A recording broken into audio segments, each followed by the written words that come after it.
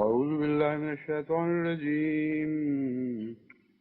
بسم الله الرحمن الرحيم. قل يا أهل الكتاب تعالوا إلى كلمة سواء بيننا وبينكم ألا نعبد إلا الله ولا نشرك به شيئا ولا يتخذ بعضنا بعضا أربابا من دون الله فإن تولوا فقولوا اشهدوا بأننا مسلمون. يا أهل الكتاب لم تحاجون في إبراهيم وما أنزلت التوراة والإنجيل إلا من بعده أفلا تعقلون. ها أنتم هؤلاء حاججتم فيما لكم به علم فلما تحاجون فيما ليس لكم به علم والله يعلم وأنتم لا تعلمون. ما كان إبراهيم يهوديا ولا نصرانيا ولكن كان حنيفا مسلما وما كان من المشركين. إن أولى الناس بإبراهيم للذين اتبعوه وهذا النبي والذين آمنوا والله ولي المؤمنين. ودت طائفة من أهل الكتاب لا يضلونكم وما يضلون إلا أنفسهم وما يشعرون. يا أهل الكتاب لم تكفرون بآيات الله وأنتم تشهدون. يا أهل الكتاب لم تلبسون الحق بالباطل وتكتمون الحق وأنتم تعلمون. وقالت طائفة من أهل الكتاب آمنوا بالذي أنزل على الذين آمنوا وجه النهار واكفروا آخره لعلهم يرجعون. ولا تؤمنوا إلا لمن تبع دينكم قل إن الهدى هدى الله أن يؤتى أحد مثل ما أوتيتم ويحاجوكم عند ربكم قل إن الفضل بيد الله يؤتيه من يشاء والله واسع عليم. يختص برحمته من يشاء والله ذو الفضل العظيم. ومن أهل الكتاب من إن تأمنه بقنطار يؤده إليك ومنهم من إن تأمنه بدينار لا يؤده إليك إلا ما دمت عليه قائما ذلك بأنهم قالوا ليس علينا في الأميين سبيل ويقولون على الله الكذب وهم يعلمون. بلى من أوفى بعهده واتقاه فإن الله يحب المتقين. إن الذين يشترون بعهد الله وأيمانهم ثمنا قليلا أولئك لا خلاق لهم في الآخرة ولا يكلمهم الله ولا ينظر إليهم يوم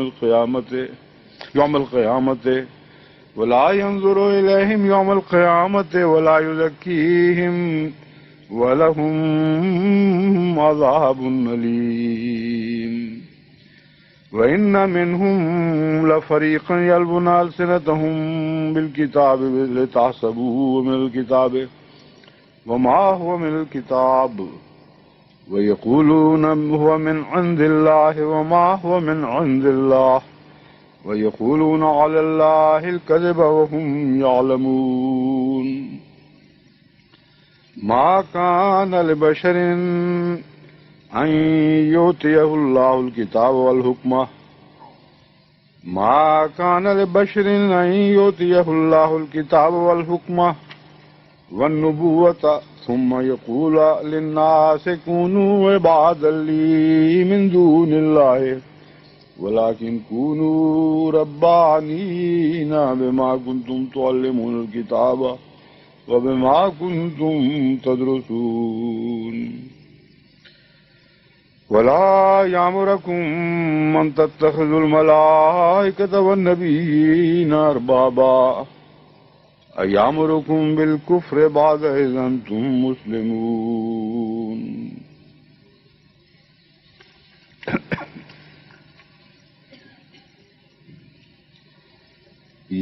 قل يا أهل الكتاب تعالوا إلى كلمة سواء بيننا وبينكم تو کہہ دے کہ اے اہل کتاب تعالو چلے آؤ الی کلمتن ایک ایسی بات کی طرف سوائم بیننا و بینکم جو تمہارے درمیان اور جو ہمارے درمیان بیننا و بینکم اور تمہارے درمیان برابر ہے، یعنی وہی بات قدر مشترک ہے تمہارے اور ہمارے درمیان. اللہ نعبد الا اللہ، وہ بات یہ ہے کہ ہم لا نعبد عبادت نہیں کریں گے الا اللہ مگر اللہ کی، ولا نشرک بہ شیئا اور اس کا ایک ذرہ بھر بھی شریک نہیں ٹھہرائیں گے. نشرک بہ اس کا شریک شیئا ذرہ بھر بھی نہیں ٹھہرائیں گے.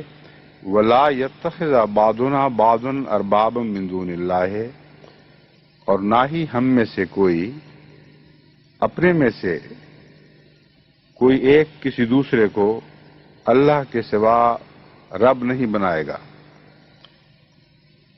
اور ہم میں سے کوئی ایک شخص کسی دوسرے شخص کو یا ایک گروہ کسی دوسرے گروہ میں سے کسی کو اللہ کے سوا رب نہیں بنائے گا. فَإِن تَوَلَّوْا پس اگر وہ پھر جائیں فَقُولُوا اشْهَدُوا تو کہہ دے کہ گواہ بن جاؤ بِأَنَّا مُسْلِمُونَ کہ ہم تو مسلمان ہیں یا ہم تو سچے فرما بردار ہیں. یہاں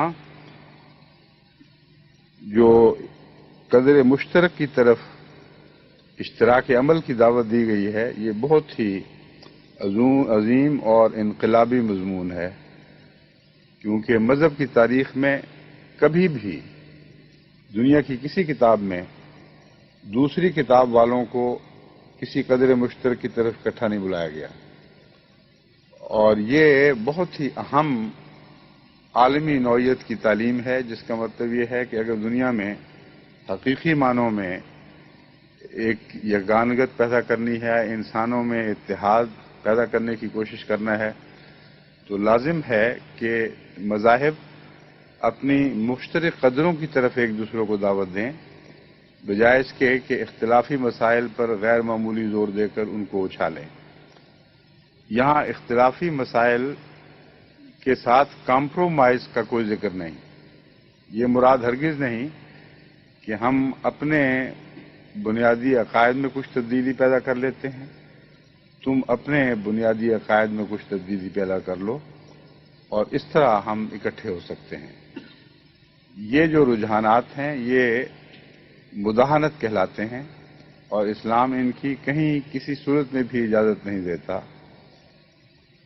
لیکن اس کے باوجود کہ اپنے عقائد پر انسان سختی سے قائم رہے، یہ امکان موجود ہے، اور اسی امکان کا دروازہ کھولا جا رہا ہے کہ انسان جن باتوں میں ایسا دعویٰ کرتا ہے جو دوسرے کے دعوے کے ساتھ برابر کی طرح کا ہی ہے، یعنی اس میں قدر مشترک ہے، تو ان دعاوی کی تعمیل میں جو کچھ بھی مشترک لائحہ عمل ہو سکتا ہے وہ اختیار کرنا چاہیے. بس اگر خدا ایک ہے اور اس کا کوئی شریک نہیں، تو اس کے نتیجے میں عالمی طور پر قوموں کو ایک ہونے کی طرف بلانا اور ان کے درمیان سے مصنوعی فروعی اختلافات کو دور کرنا اور ان میں یگانگت کا تصور پیدا کرنا اور ہر ایسی بات کو جھٹلا دینا جو ایک انسان کو دوسرے انسان سے ممتاز کرتی ہے اور اس کے نتیجے میں اسے امتیازی سلوک کی تعلیم دیتی ہے۔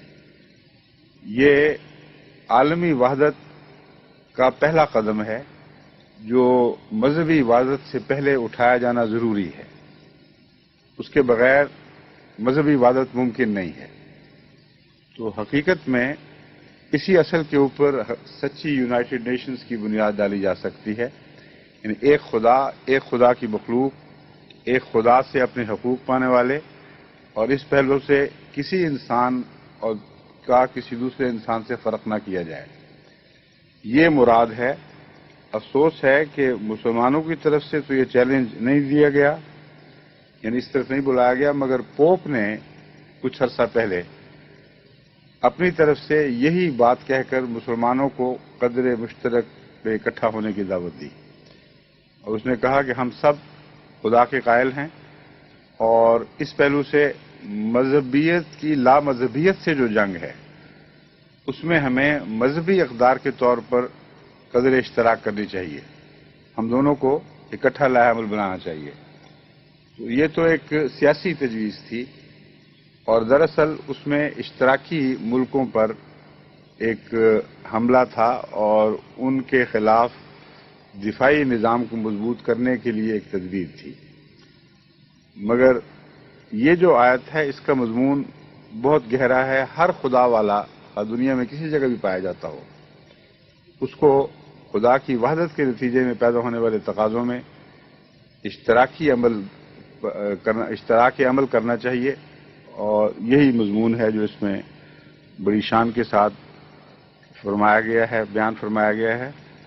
اور قرآن کو اس پہلو سے تمام دوسری کتب میں یہ بھی ایک امتیاز حاصل ہے۔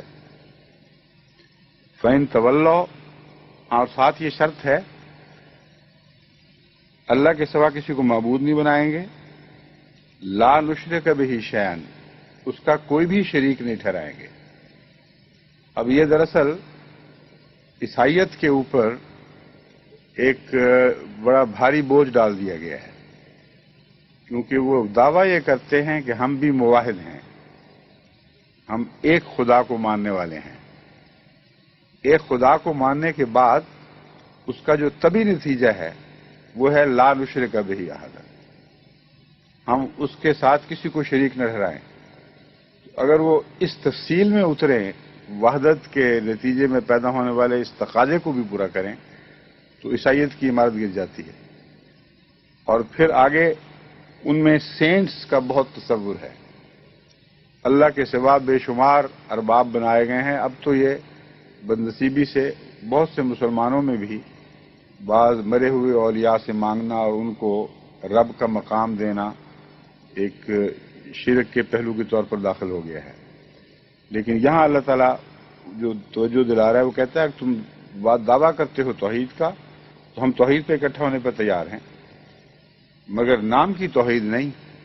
توحید کے یہ تقاضے پورے کرو کہ خدا کے سوا کسی کو شریک نہ ٹھہراؤ، اور خدا کے سوا کسی بندے کو اپنا رب نہ بنا بیٹھو۔ فَإِن تَوَلَّوْا، اگر وہ پھر جائیں، فَقُولُوا اشْهَدُوا بِأَنَّا مُسْلِمُونَ، تو پھر تم کہہ دو کہ گواہ ٹھہرو ہم تو فرما بردار ہیں۔ یعنی ان کا توحید کی طرف آگے قدم نہ اٹھانا جو اس کے طبی تقاضوں کو پورا کرتا ہے، ان کو ایک طرف کھڑا رہنے دے گا،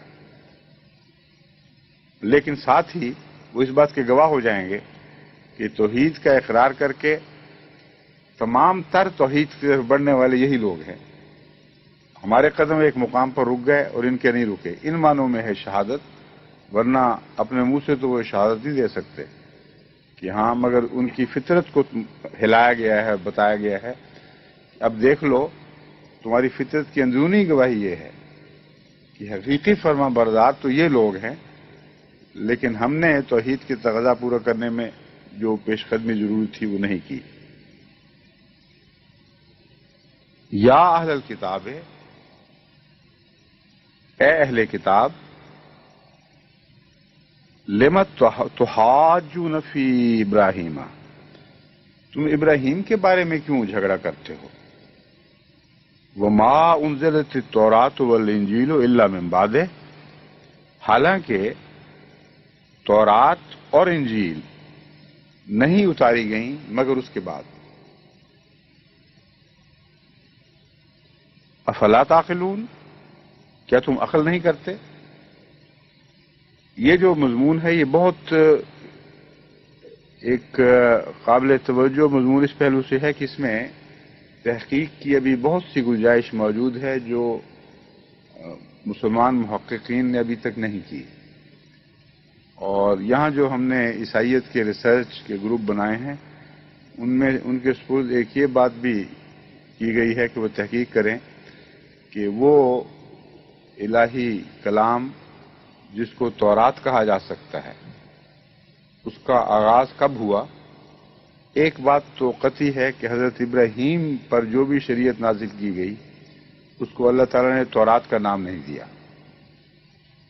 کیونکہ یہاں اللہ تعالیٰ فرماتا ہے کہ تورات یا انجیل دونوں میں سے کوئی بھی ابراہیم کی موجودگی میں اتاری نہیں گئی۔ ایک طرف یہ ابراہیم کو تورات کے نہ عطا ہونے کا دعویٰ کیا گیا ہے، جو کچھ بھی ابراہیم کو ملا اس صحف ابراہیم کے نام سے قرآن کریم میں مذکور ہے، لیکن وہ صحف کیا تھے ہمیں ان کا علم نہیں۔ یہ ہمیں علم ہے کہ تورات بہرحال حضرت ابراہیم پر نہیں اتاری گئی۔ دوسری بات خاموشی کے نتیجے میں ثابت ہوتی ہے، اگرچہ واضح انکار نہیں کیا گیا۔ حضرت موسیٰ علیہ الصلوۃ والسلام کا اس کثرت سے قرآن کریم میں ذکر ملتا ہے کہ شاید ہی کسی نبی کا کسی کتاب میں اس کثرت سے ذکر ملے، اور ان پر اتارے جانے والی تعلیم کا بھی ذکر ملتا ہے، مگر ایک دفعہ بھی قرآن کریم میں حضرت موسیٰ پر تورات کے نازل ہونے کا ذکر نہیں۔ یہ جو خاموشی ہے یہ حیرت انگیز ہے۔ حضرت عیسیٰ کے متعلق تو فرمایا انجیل اتاری، بہت سے نبیوں کو صحائف دینے کا ذکر، لیکن حضرت موسیٰ کو کتاب کا ذکر تو ملتا ہے، اس کتاب کا نام تورات نہیں رکھا گیا۔ تو معلوم ہوتا ہے کہ تورات اس سے پہلے سے موجود تھی اور اس کا نزول حضرت ابراہیم کے وصال کے بعد کسی وقت شروع ہوا ہے۔ اس بات کا ایک اور ثبوت یا تحقیقی اشارہ ہمیں اس چیز میں ملتا ہے کہ حضرت موسیٰ کے متعلق فرمایا گیا کہ ہم نے اسے اپنی لقاء کے لیے بلایا اور وہاں اسے ایسی الواح عطا کی گئیں جن کے اوپر کتاب لکھی گئی تھی، تورات موجود تھی۔ اس کا مطلب یہ ہے، اب یہ بات تو جو لوگ تماشبین ہیں وہ یہ سمجھتے ہیں کہ وہ ایک آسمان سے وہ پتھر کی تختی نازل ہوئی تھی، اس طرح۔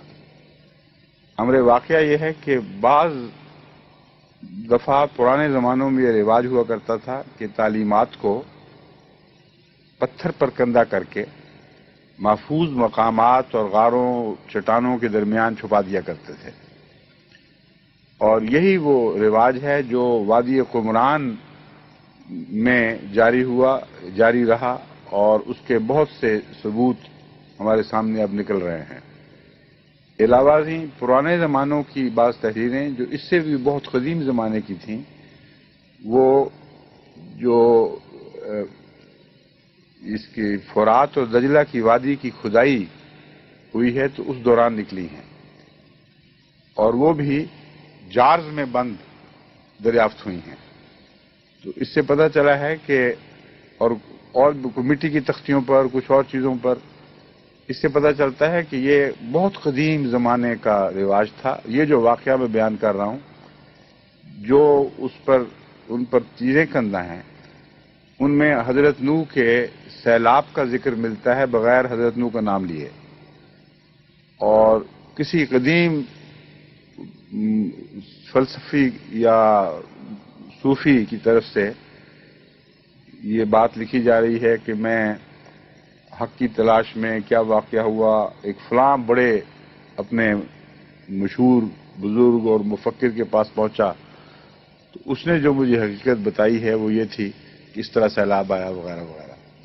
اب اس کو نبی اللہ نہیں کہا گیا، اس لیے میں نے اس کا نام نبی کے طور پر پیش نہیں کیا، مگر یہ بات تو قطعی حقیقت ہے کہ وہ حضرت موسیٰ سے بہت پہلے حضرت نوح کے زمانے کے قریب یا قرب و جوار میں یہ تحریر آج تک موجود ہے، اور اس کو ڈسیفر کرنے کے بعد جو سیلاب کا نقشہ ملتا ہے وہ قرآن کے بیان کردہ سیلاب کا نقشہ کے بالکل قریب ہے۔ تو اس سے پتہ چلتا ہے کہ یہ رواج تھے۔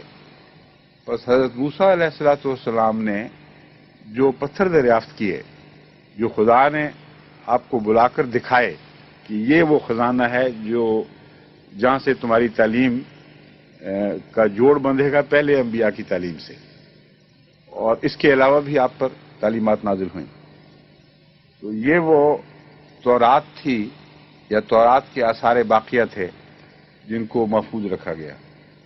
تحقیق طلب بات یہ ہے کہ تورات کے متعلق گہری تحقیق ہو کہ کس زمانے کی تعلیم کو یعنی تورات کی تعلیم کس زمانے سے شروع ہوتی ہے جس پر قرآن کریم کی اصطلاح تورات یا یہود کی اصطلاح تورات صادق آتی ہے، اور کون کون سے انبیاء ہیں جن کی تعلیمات کے مجموعے کا نام تورات رکھا گیا ہے۔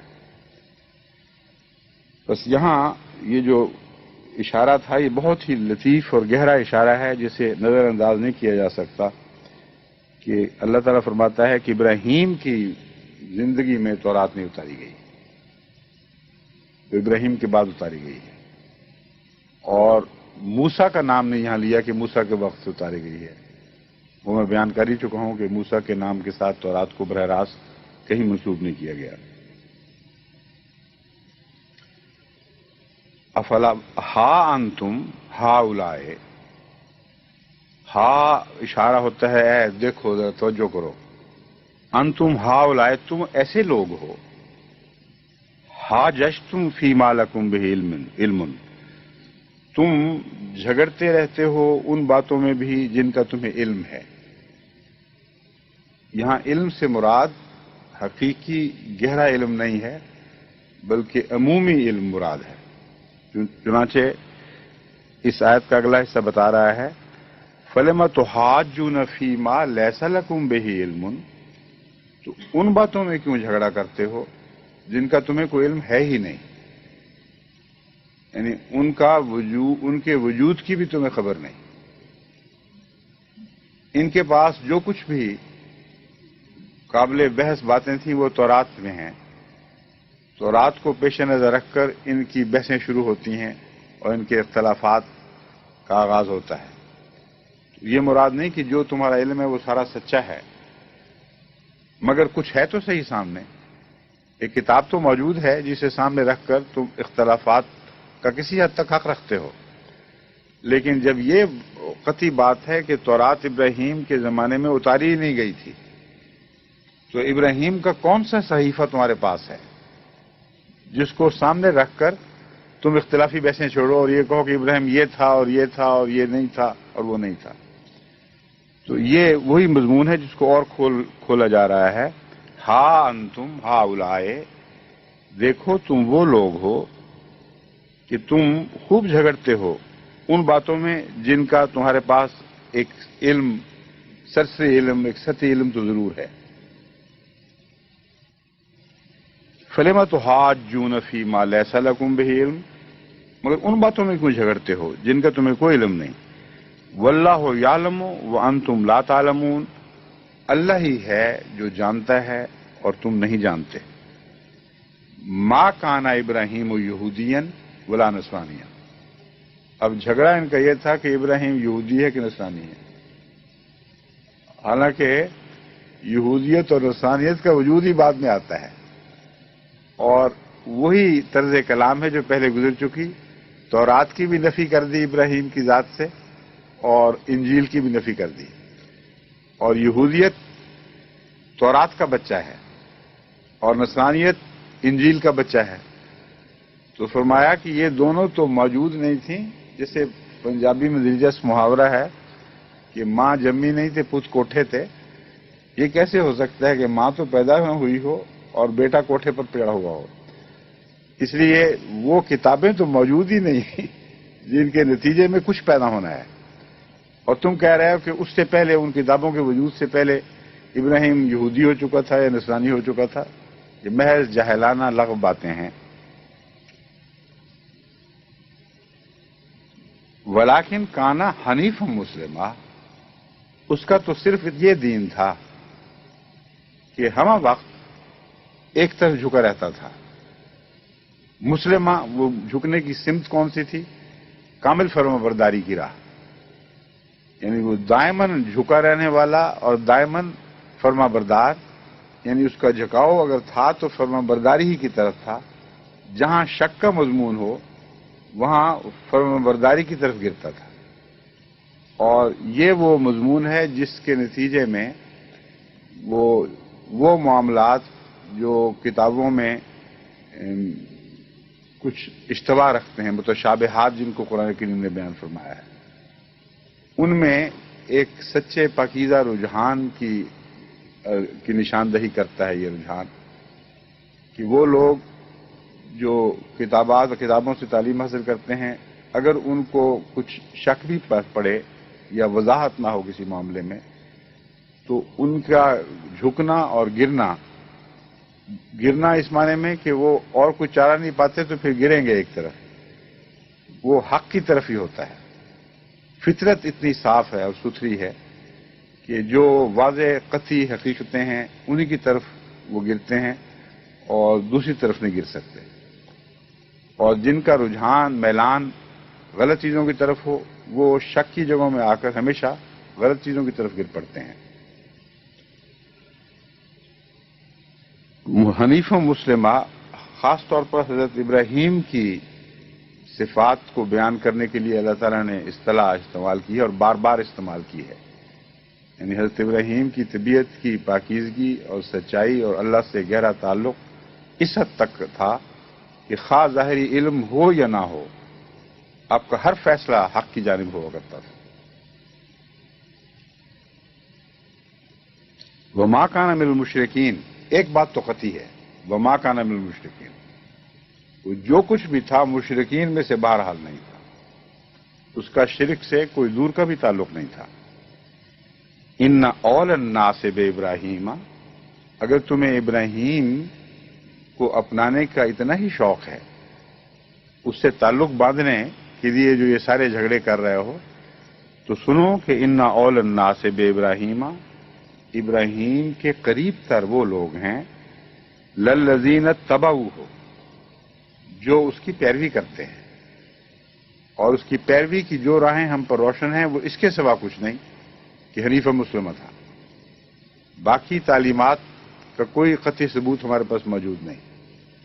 یہ واضح ہے کہ وہ حنیف اور مسلم تھا. بس اگر تم اس میں ابراہیم کی اتباع کرو تو اول الناس بابراہیم بن جاؤ گے، ابراہیم کے قریب ترین.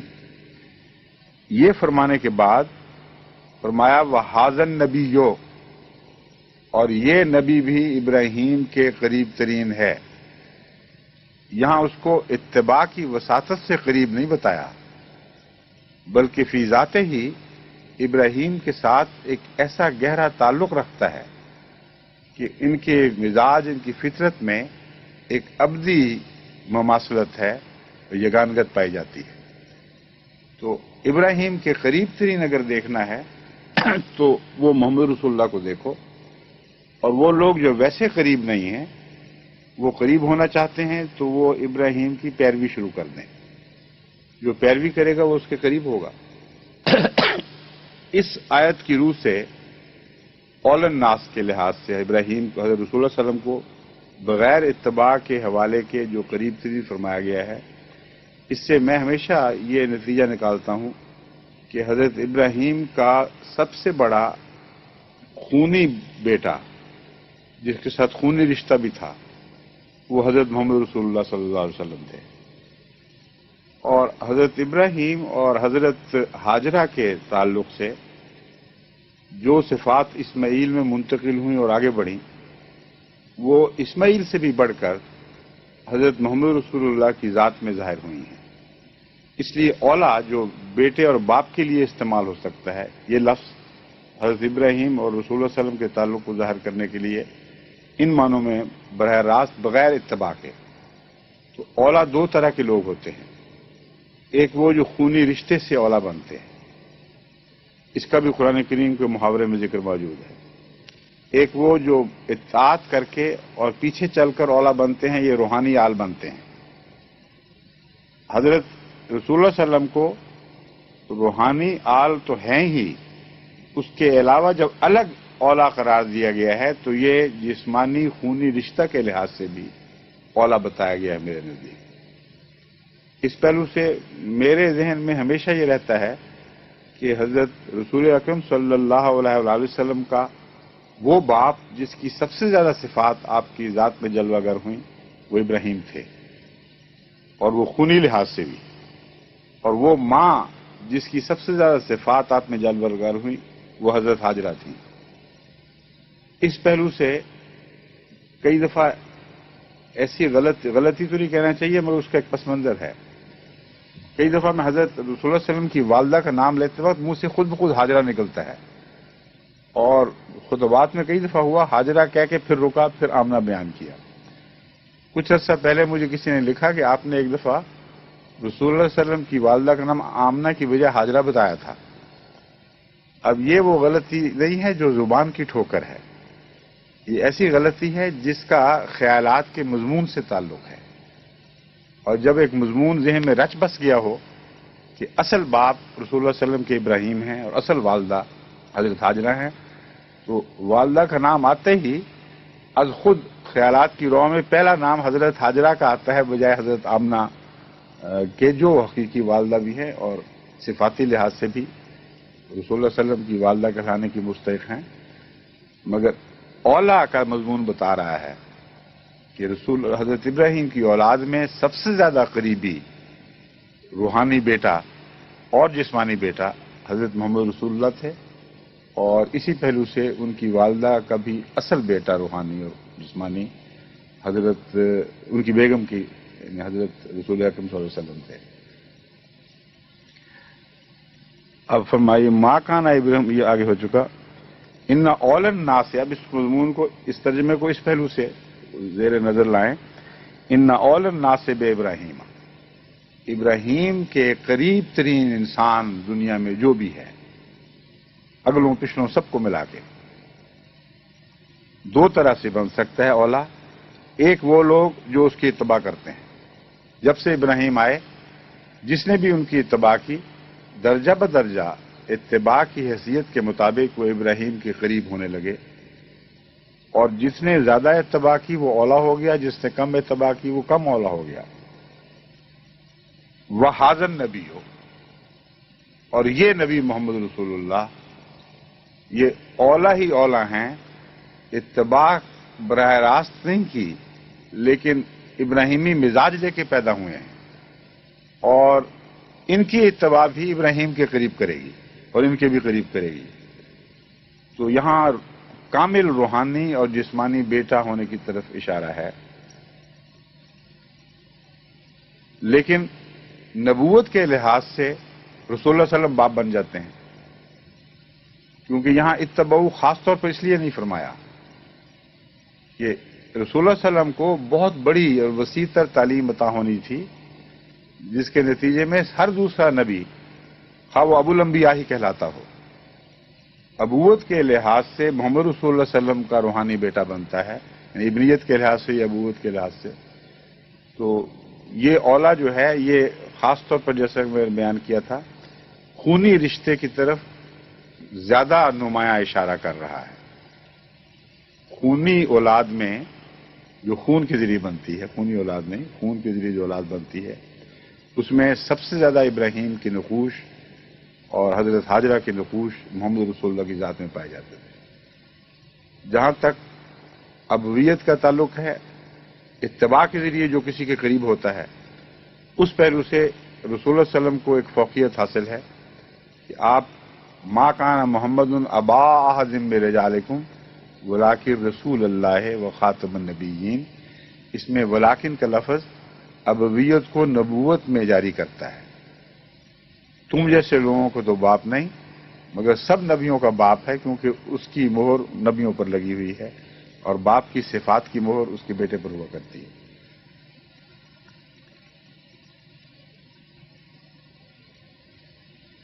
واللہ ولی المومنین، یہاں لفظ اولا ہی سے ملتا جلتا مضمون بیان فرمایا گیا ہے۔ ولایت اور اولیت یا اولا ہونا، ولایت کا تعلق ہونا، یہ ایک ہی مادے سے نکلے ہوئے ہیں۔ تو واللہ ولی المومنین، اصل ولی اللہ ہی ہے اور مومن اللہ کی ولایت سے پہچانا جاتا ہے۔ ودت طائفۃ من اہل الکتاب، اہل کتاب میں سے ایک گروہ ہمیشہ یہ چاہے گا، یہ چاہا کسی گروہ نے، لفظی ترجمہ تو یہ ہے اہل کتاب میں سے ایک گروہ نے چاہا، مگر یہ جو طرز بیان ہے اس سے پتہ چلتا ہے کہ ان کی ایک دائمی جاری رہنے والی حسرت کا ذکر ہے، اور چاہا نہیں بلکہ یہاں مضمون اور بسا اوقات قرآن کریم میں ماضی اس طرح مستمرہ مضمون کے لیے استعمال ہوتا ہے۔ فرمایا اہل کتاب میں سے ایک ایسا گروہ ہے جو ہمیشہ یہ چاہتے ہیں، یہ آرزو رکھتے ہیں، یہ حسرتیں پالتے ہیں، لو یضلونکم، کہ کاش وہ تمہیں گمراہ کر دیں۔ ذلہ میں نے گمراہ ہوا، اذلہ میں نے گمراہ کر دیا۔ لو یضلونکم، یہ کاش وہ تمہیں گمراہ کر دیں۔ وما یضلون الا انفسہم، وہ اس کوشش میں اپنے آپ کی بجائے اور کسی کو گمراہ نہیں کر سکتے۔ وما یشعرون، اور وہ محسوس نہیں کرتے کہ یہ کیا ہو رہا ہے ان کے ساتھ۔ یہ ایک گہرا سائنسی مشاہدہ ہے جس کو اس حوالے کے بغیر انسانی فطرت کے تعلق میں بیان فرمایا گیا ہے۔ ایک انسان اگر دیوار کو دھکا دے اس کوشش میں کہ دیوار کو گرا دے یا پلی طرح دھکیل دے، اگر اس میں طاقت ہوگی تو دیوار گرے گی، اور اگر طاقت نہیں ہوگی تو خود گرے گا۔ جتنی زور کا دھکا دے گا اتنا ہی پیچھے پچھاڑ کھا کے گرے گا۔ تو یہی مضمون ہے جو یہاں بیان فرمایا ہوا ہے کہ وہ اس حسرت میں مرے جاتے ہیں کہ تمہیں گمراہ کر دیں، تم جو کہ اشداء علی الکفار ہو، جو مضبوطی کے ساتھ اپنے مذہب پہ قائم ہو، تمہیں تو وہ گمراہ نہیں کر سکتے، جتنی کوشش کریں گے اتنا دھکا کھا کر ہدایت سے اور دور جائیں گے۔ بس یہ ایک دعویٰ نہیں بلکہ ایک ٹھوس مشاہدہ، سائنسی مشاہدہ ہے جس کو جو قانون کی حیثیت رکھتا ہے، اس میں کوئی تبدیلی نہیں ہو سکتی۔ وہ ما یشعرون، بے وقوف ہیں، ان کو پتہ ہی نہیں وہ کر کے رہے ہیں، کس سے ٹکر لے رہے ہیں۔ یا اہل الکتاب، اے اہل کتاب، لما تکفرون بآیات اللہ، تم اللہ کی آیات کا انکار کیوں کرتے ہو؟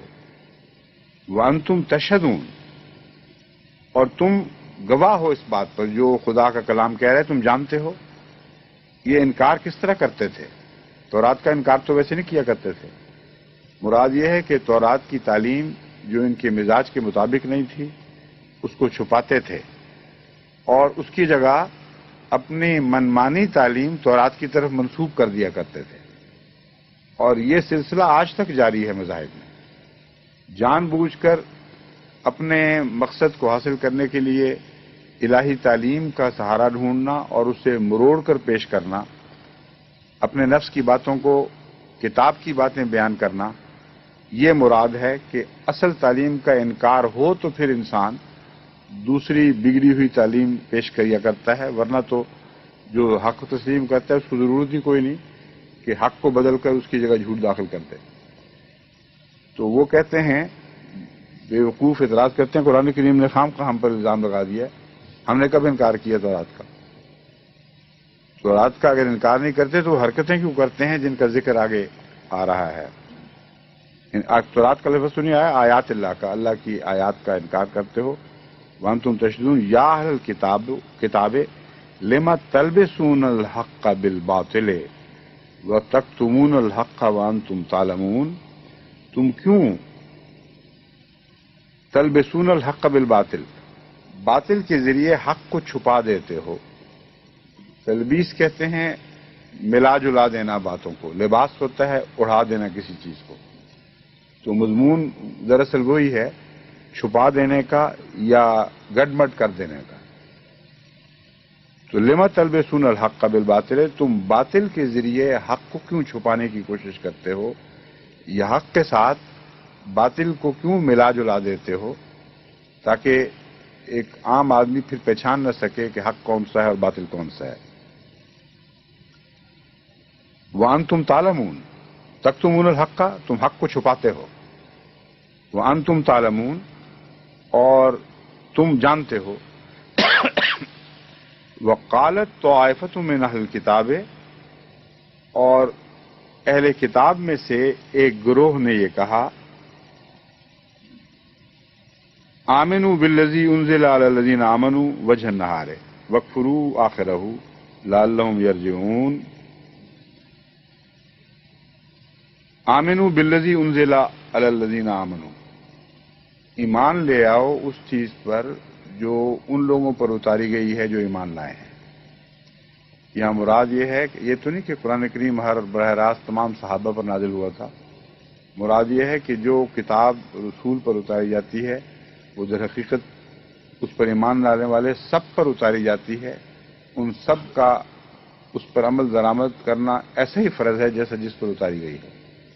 تو وہ ایک شخص کی وساطت سے ساری قوم مخاطب ہوا کرتی ہے. تو یہ بات تو یہودی بھی سمجھتے تھے. تو کہتے تھے یہ لوگ جو ہیں محمد رسول اللہ کے ماننے والے، ان پر جو تعلیم اتاری جا رہی ہے تم یوں کیا کرو، آمنوا بالذی انزل علی الذین آمنوا، ان لوگوں پر جو ایمان لے آئے ہیں محمد رسول اللہ پر جو تعلیم اتاری جا رہی ہے اس پر ایمان لے آؤ. وجہ النہار، دن کے ایک پہلو کے وقت. وجہ پہلو کو بھی کہتے ہیں، وجہ چہرے کو بھی کہتے ہیں، اور طلوع نہار مراد ہے یہاں. جب دن کا چہرہ طلوع ہو یعنی صبح کے وقت، اس وقت ایمان لے آؤ.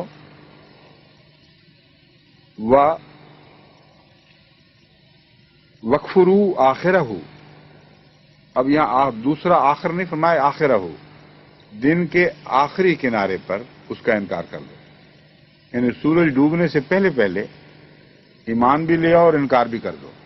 چڑھتے سورج پہ ایمان لاؤ اور غروب ہوتے ہوئے سورج سے پہلے پہلے انکار کر دو، تاکہ مسلمانوں میں بے اطمینانی پھیلے اور لوگ یہ کہیں کہ اچھا یہ کتاب تو بڑی ناقابل اعتبار ہے، ابھی کوئی ایمان لایا ابھی انکار کر بیٹھا.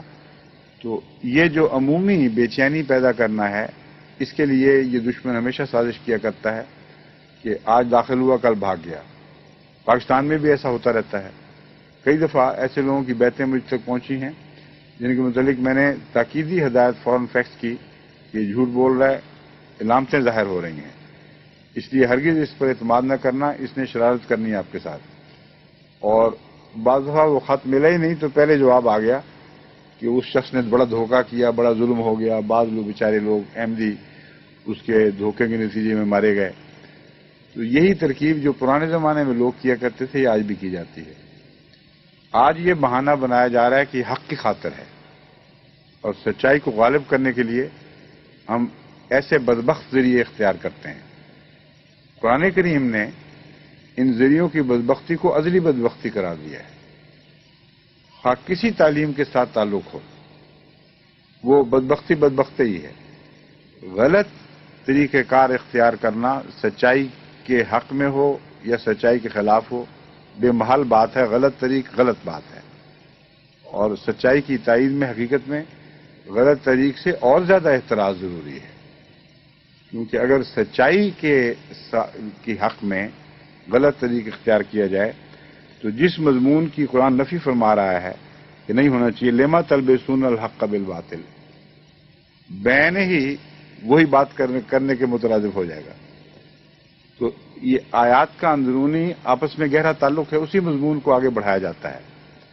مراد یہ ہے کہ ہرگز ایسا بےہودہ ذلیل طریق اختیار نہ کرو، خواہ وہ ظاہراً سچائی کو جھوٹ کے ذریعے چھپانے کا فعل ہو یا جھوٹے عمل کے ذریعے جس کو تم سچا سمجھتے ہو اس کو غالب کرنے کی کوشش کرو گے تو پھر بھی سچ اور جھوٹ مل جل جائیں گے.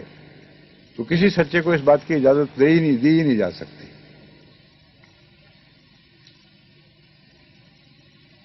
وہ کہتے ہیں اگلا حصہ کیا کہتے ہیں, بہت زبردست ان کا ایک ان کی چال ہے. کہتے ہیں وَلَا تُؤْمِنُوا إِلَّا لِمَنْ تَبِعَ دِينَكُمْ. جہاں تک سچے حقیقی ایمان کا تعلق ہے اس کے سوا کسی کی پیروی نہ کرو جو تمہارے دین پر ایمان لایا ہے. یعنی جو دین میں قدر مشترک ہے اس حد تک تمہیں ایمان لانے کا حق ہے. جہاں دین میں اختلاف پیدا ہو وہاں ایک قدم آگے نہیں بڑھانا, وہیں رک جانا ہے. اس سے پتہ چلتا ہے کہ اس زمانے کے یہودی آج کل کے بعض لوگوں سے زیادہ عقل والے تھے. وہ یہ کہتے تھے کہ جہاں قدر مشترک ہے وہاں ضرور بات ہاں میں ہاں ملا دو اور بے شک سچے دل سے اس پر ایمان لے آؤ. جہاں اختلاف ہے وہاں رک جاؤ. اور یہ مضمون فی ذات ہی دائمی ہے. اسی سے تو آغاز ہوا ہے اس رکوع کا کہ آؤ اہل کتاب ہم تمہیں قدر مشترک کی طرف بلاتے ہیں. تو یہاں ان معنوں میں قدر مشترک کا ذکر نہیں, مگر اصول وہی ہے کہ جہاں قدریں اکٹھی ہو جائیں وہاں انکار کی وجہ کیا ہے, کوئی عقلی دلیل نہیں ہے. اور آج کل یہ ایک نیا دستور چلا ہے جو اس عہد سے پہلے کا دستور نہیں تھا کہ جہاں قدر مشترک ہو وہاں انکار کرو اور مارو کوٹو اور کہو کہ نہیں حق میں ہم اکٹھے نہیں ہو سکتے. اب قرآن تعلیم کے کتنے برعکس مضمون ہیں. اللہ غیر مسلموں کو بھی حق میں اکٹھا ہونے کی دعوت دے رہا ہے اور اس زمانے کے یہودیوں کی مثال پیش کر رہا ہے کہ اس حد تک تو وہ بھی بات سمجھتے تھے کہ جہاں ان کی تعلیم سے نئی تعلیم کو اتفاق ہے اس حد تک ہمارا ایمان لانا فرض ہے. ہمیں ان سے کوئی پرخاشی رکھنی چاہیے, تسلیم کر دینا چاہیے. جہاں اختلافی باتیں کرتے ہیں وہاں اختلاف رکھو, ایک جائز بات ہے. لیکن اگلی جو وہ بات کہتے تھے وہ جھوٹی تھی اور آگے ایک ٹیڑھی بات انہوں نے اپنی طرف سے بنا لی تھی, اس کی طرف اب اس کا ذکر چلتا ہے. وَلَا تُؤْمِنُوا إِلَّا لِمَنْ تَبِعَ دِينَكُمْ. جو کچھ تم پر اتارا گیا ہے, جن لوگوں پر جو کچھ اتارا گیا ہے ان کی پیروی کرو, جو تمہارے دین والے لوگ ہیں ان کے ساتھ رہو. اس کا جواب یہ کیا دیا جا رہا ہے یہ بہت اہم ہے کیونکہ اس آیت کے اکثر ترجمے غلط ہو گئے ہیں. قل ان الہدی ھدی اللہ, تو کہہ دے کہ ہدایت تو اللہ کی ہدایت ہے, اس میں کوئی شک نہیں. آگے ہے یہ بات جو مشکل میں ڈال دیتی ہے, اشکال پیدا کرتی ہے.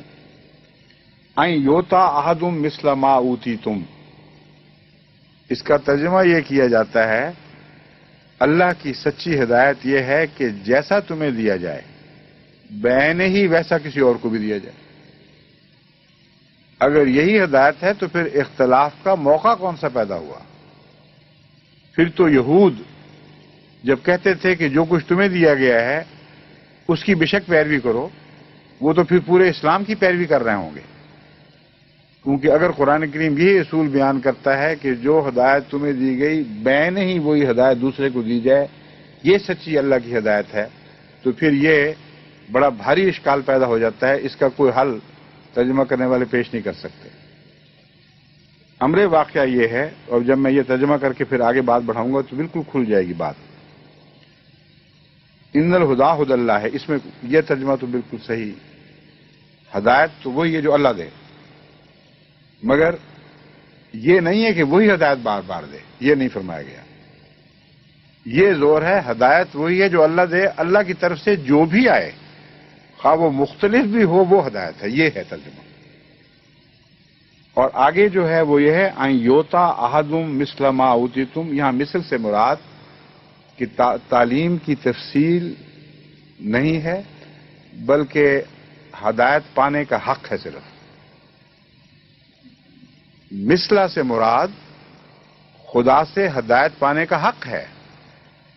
اگر یہ ترجمہ کریں تو کوئی اشتباہ باقی نہیں رہتا، کوئی اشکال نہیں رہتا، اور یہ مراد نہیں ہوگی جو پہلی آیت کے بالکل مخالف اور متناقض ہو جائے گی کہ ہدایت تو یہ ہے کہ اللہ جو ہدایت پہلوں کو دے بین ہی وہی ہدایت دوسروں کو دے، ہرگز نہیں۔ ان الہدی ھدی اللہ ہے، ہدایت اللہ کی ہے اور جو چاہے دے، مگر یہ لازم ہے کہ جس طرح پہلوں کو دی گئی تھی اس طرح دوسروں کو بھی دے، خواہ وہ تفصیل میں مختلف ہو۔ اگر وہ اللہ کی طرف سے ہے تو قوموں میں انصاف کے تقاضے پورے ہوئے، پہلوں اور اگلوں میں مثل سے مراد دیے جانے کا حق ہے صرف، اس کے سوا اس کے کوئی معنی نہیں۔ چنانچہ اگلی آیت کا حصہ اسی مضمون کو کھول رہا ہے اور بین ہی اس ویسی ہدایت کا انکار کر رہا ہے۔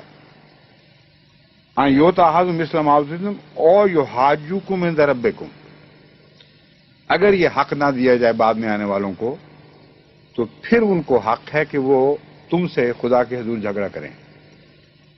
اور یہ مضمون قرآن کریم میں اور جگہ بھی بیان ہوا ہے جو اس کی بین ہی تائید کر رہا ہے کہ اس لیے ہدایت دی جاتی ہے بعض دفعہ کہ کوئی یہ نہ کہے کہ پہلوں کو تو دے دی گئی تھی اور ہمیں محروم رکھا گیا تھا۔ تو اللہ تعالیٰ کے اوپر کسی بندے کو، کسی قوم کو حجت نہیں ہو سکتی۔ بس یہی مضمون ہے۔ اللہ تعالیٰ فرماتا ہے اگر یہ ایسا نہ ہو کہ ہدایت کا حق پہلوں کا بھی ہے اور بعد کا بھی ہے اور یہ حق برابر ہے، اگر یہ بات غلط ہو تو پھر یعنی یہ بات نہ ہو اور اس پر عمل درآمد نہ ہو تو پھر آنے والی قوموں کو ہمیشہ پچھلی قوموں کے اوپر یہ اعتراض رہے گا اور خدا کے حضور وہ جھگڑا کریں گے کہ اے خدا تو نے ان کو تو دے دی تھی ہدایت، ہمیں کوئی ہدایت نہیں دی۔ لیکن ہدایت کا بین ہی مشابہ ہونا ہرگز مراد نہیں۔ اللہ تعالیٰ فرماتا ہے قل ان الفضل بید اللہ، فضل اللہ کے ہاتھ پہ ہے، یوتی ہے من یشاء۔ دو باتیں ہیں اس میں، ایک یہ کہ جس کو چاہے دے، یعنی پہلی قوموں کو بھی دیتا ہے دوسروں کو بھی دیتا ہے، اس کے ہاتھ میں ہے جس کو چاہے دے۔ دوسرا واللہ واسع علیم، اور اللہ تعالیٰ علیم بھی ہے لیکن وسعتیں دینے والا بھی ہے۔ اس لیے آئندہ آنے والی تعلیم میں خدا کو واسع قرار دینا بتا رہا ہے کہ تعلیم پہلی تعلیم کا رد تو نہیں کیا کرتی اگلی تعلیم، اس پہلو سے صرف مشابہت رکھتی ہے، لیکن اللہ وسعت دینے والا ہے اور ہر آنے والی تعلیم جو پچھلی تعلیم کو منسوخ کرتی ہے وہ اس سے بہتر مضامین بیان کرتی، ان مضمونوں کی تنسیخ کے بغیر ان کو درجہ کمال تک پہنچاتی ہے اور نئی وسعتیں ان میں داخل کرتی ہے۔ قرآن کریم کا موازنہ اگر پہلی کتابوں سے کیا جائے، خصوصاً بائبل سے، تو بین ہی یہی بات ثابت ہوتی ہے کہ قرآنی تعلیم مبادیات میں مختلف نہیں ہے، بنیادی اصولوں میں اختلاف نہیں رکھتی، لیکن اتنی وسعتیں پیدا ہو گئی ہیں کہ جن کا تورات میں کوئی ذکر ہی نہیں ملتا اور اس کے مقابل پر ایک چھوٹی سی دنیا دکھائی دیتی ہے۔ اتنی چھوٹی دنیا جو اس دنیا کے اوپر اطلاق ہو رہی تھی، اس زمانے کی قوموں پر، ان کے جغرافیہ، ان کے حالات پر۔ اب کی دنیا جو ہے عالمی دنیا، اس پر اس کا اطلاق نہیں ہو سکتا، اس کے لیے واسع کی ضرورت ہے، وسعتیں دینے والے صاحب علم کی ضرورت ہے۔ بس اس پہلو سے واسع علیم کا مضمون اس مضمون کو مکمل بھی کرتا ہے اور اس کے اشتباہات سے سب پردے اٹھا دیتا ہے۔ یختص برحمتہ من یشاء، ایک اور بات کہ یہ کہاں سے ہو گیا کہ بین ہی وہی ہدایت دی جائے؟ یہ ترجمے اس لیے میں کہہ رہا ہوں سب ترجمے بدقسمتی سے غلطی خوردہ ہو گئے ہیں اور بڑے بڑے علماء نے بھی اپنی دیانتداری سے کوشش کی ہے، مگر یہ بات عجیب ہے بات کہ وہ دیکھ نہیں سکے۔ ہو سکتا ہے بعضوں نے دیکھ لیا ہو پہلے بھی، لیکن جہاں تک میں نے نظر ڈالی ہے یہ بات ان کو سمجھ نہیں آ سکی اور صاف ترجمے سے لگ رہا ہے کہ الجھے ہوئے موجود ہیں، الجھنے ان کے ذہن میں موجود ہیں لیکن گزر گئے ہیں آگے۔ یہ مضمون اب دیکھیں، اللہ فرماتا ہے کہ صرف یہی وسعتیں والا بھی ہے، یختص برحمتہ من یشاء، اللہ جس کو چاہتا ہے اپنی خاص رحمت کے لیے مخصوص فرما لیتا ہے، اور رسول اللہ صلی اللہ علیہ وسلم کو رحمت للعالمین جو قرار دیا گیا ہے یہ اختصاص مراد ہے یہاں کہ رسول اللہ نے اس رسول کو جو زیادہ وسعتوں والی رحمت کے لیے مختص کر لیا تو ایک عالمی دین وجود میں آیا. واسع علیم سے اس اختصاص رحمت کا تعلق ہے اور یہ اختصاص رحمت حضرت رسول اکرم صلی اللہ علیہ وسلم کے حق میں استعمال ہوا.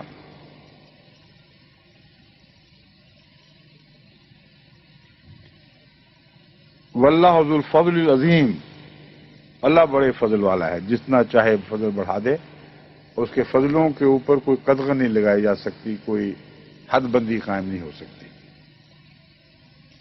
من اہل الکتاب، اب اہل کتاب کے کئی نقائص بیان کیے گئے لیکن اس کے ساتھ ہی ان کی بعض خوبیوں کی طرف بھی اشارہ کیا گیا، یعنی توحید کا دعویٰ. تو جیسے ان کے عقائد میں سچی باتیں آج تک موجود ہیں اور ان میں موحدین بھی موجود ہیں، ویسے ہی اور کم و بیش اسی نسبت سے جتنے سچے موحد ہیں اتنے سچے نیک لوگ بھی ہیں. اور یہ کہہ دینا کہ کوئی قوم کلیتاً اپنے خیالات کے لحاظ سے اور اعمال کے لحاظ سے 100% مردود ہو جاتی ہے، قرآن اس کی تائید نہیں کرتا. مردودوں کا ذکر کرتے ہوئے ان کی بعض خوبیاں بیان کرتا ہے، ان کے خیالات کے بعد اچھے پہلو سامنے اجاگر کرتا ہے.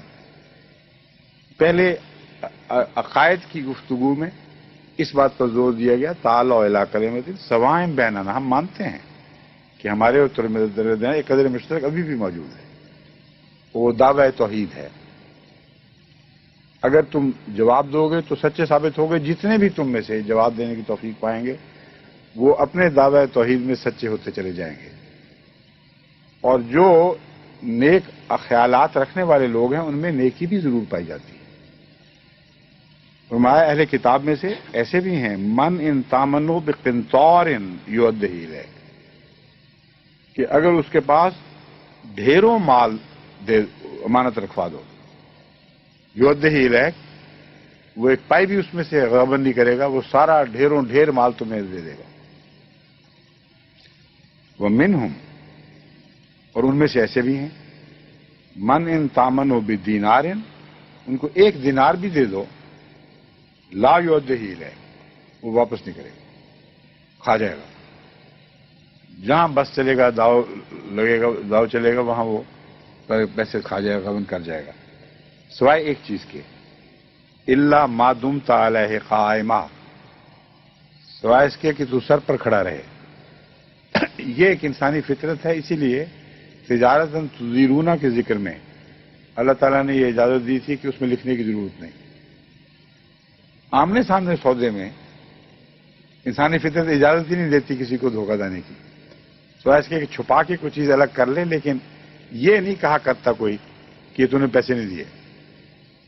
شاذ کے طور پر شاید ہی کوئی بہت ہی منحوس فطرت انسان ایسا کر لے، لیکن عام تجربے میں یہی ملتا ہے کہ آمنے سامنے سودے میں انکار نہیں ہوا کرتا. تو اللہ تعالیٰ فرماتا ہے کہ دینار کی جو ہم بات کر رہے ہیں یہ مطلب نہیں کہ تم جب بھی یہودی سے سودا کرو گے وہ کھا جائے گا.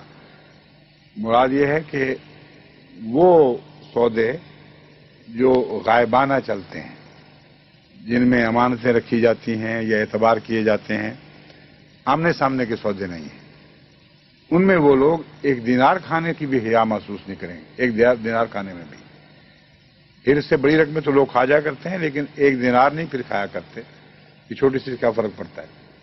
تو بعض ان میں سے ایسے بگڑ چکے ہیں کہ ایک دینار بھی تمہارا کھانے میں پرہیز نہیں کریں گے، لیکن ایسے بھی ہیں جو ڈھیروں ڈھیر دولت بھی تم ان کے پاس جمع کراؤ، جب بھی جاؤ گے تمہیں واپس کر دیں گے. ذالک بانہم قالوا لیس علینا فی الامیین سبیل، یہ اس لیے حرکت پیدا ہوئی ہے، یعنی یہ مطلب نہیں ہے کہ وہ بحیثیت عمومی بددیانت لوگ بن چکے ہیں، یہ مضمون اور ہے. یہود میں آپس میں بھی تجارتیں کرتے ہیں، دنیا سے بھی وہ تجارتیں کرتے ہیں. یہ نہیں مراد نہیں کہ بڑی بددیانت قوم ہے، ہر تجارت میں بے ایمانی کرتے ہیں. اگر تجارت میں بددیانتیاں کرنے لگے تو ان کی تو تجارت چل ہی نہیں سکتی. یہاں بھی جو سٹور ہیں یہود کے، وہ سب سے اچھے سودے دیتے ہیں اور لوگ مجبور ہیں ان کی طرف جانے پر، کیونکہ کم قیمت میں زیادہ قیمت کا مال، یعنی نسبت قیمت کے لحاظ سے نہیں بلکہ باقی دکانوں کے موازنے کے لحاظ سے نسبتاً تھوڑے دام میں زیادہ اچھی قیمت دینے والے اسٹور اکثر یہودی ہیں۔ تو اللہ تعالیٰ فرماتا ہے کہ یہ جو ہم ذکر کر رہے ہیں یہ مذہبی ایک رجحان کے بگڑنے کے نتیجے میں ہے، اس کے نتیجے میں یہ حرکت کرتے ہیں، اپنی ذات میں بددیانت ہونے کی وجہ سے نہیں۔ ان کو کہا یہ جاتا ہے کہ یہ جو تمہارے علاوہ مسلمان اس قسم کے لوگ ہیں، ان کا مال کھا جانا دین میں جائز ہے، اور بین ہی یہی بات پاکستان میں ہو رہی ہے، ایک شوشے کا بھی فرق نہیں۔ اب یہ کہنے کی ضرورت نہیں رہی کہ یہ حدیث کہ یہود سے مشابہ ہو جائیں گے لوگ، یہ کس پر صادق آتی ہے؟ جو باتیں میں بیان کر رہا ہوں ہر شخص دیکھ لے، جس پر وہ باتیں صادق آتی ہیں اس پر یہ رسول اللہ صلی اللہ علیہ وسلم کو فتویٰ بھی صادق آ رہا ہے۔ تو قرآن کریم تو دلائل کو کھول کھول کر بیان کرتا ہے، ایسا کھول دیتا ہے کہ صاف ستھرا، جس طرح دن کے وقت سفید دھاگا کالا دھاگا الگ الگ دکھائی دینے لگتے ہیں، اس طرح حقائق الگ الگ دکھائی دینے لگتے ہیں۔ اب وقت ختم ہو گیا، باقی انشاءاللہ کل۔ السلام علیکم۔